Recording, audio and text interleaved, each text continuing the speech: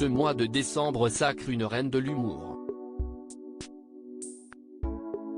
Anne Roumanoff célèbre effectivement ses 35 ans de carrière en montant sur la scène de l'Olympia de Paris, entourée d'amis, de consoeurs et de confrères, dont Elie Semoun, Nicolas Canteloup, Christelle Chollet ou encore Caroline Vigneault.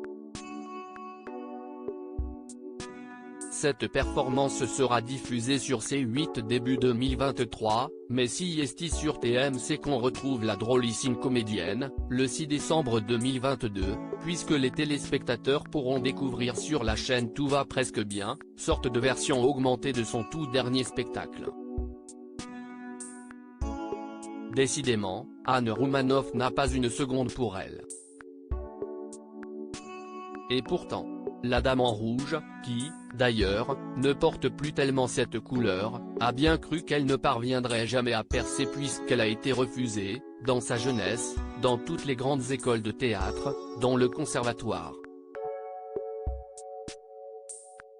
C'était un drame, rappelle-t-elle dans les colonnes du journal Le Parisien. Pareil avec l'école de la rue Blanche, j'ai raté le concours 3 fois. Au cours Florent, où j'étais l'une des plus jeunes, je n'ai pas été prise dans la classe libre. Éliminée dès le premier tour, l'humiliation totale. Chaque fois, ma vie s'arrêtait, je pleurais des jours entiers. Ça montre l'envie qui m'animait, quelqu'un de normal aurait arrêté. J'étais un peu dans un état de sidération par rapport à ce qui m'arrivait si est la voix de Sylvie Joly, résonnant à la radio, qui lui avait donné envie de prendre des cours de théâtre. Il faut croire qu'elle a bien fait de persister puisqu'Anne Roumanoff est désormais applaudie, plus que de raison, face à des salles combles. Les premières années, j'étais un peu dans un état de sidération par rapport à ce qui m'arrivait parce que j'avais vécu tellement d'échecs avant, entre 17 et 22 ans, poursuit la maman de Marie et Alice.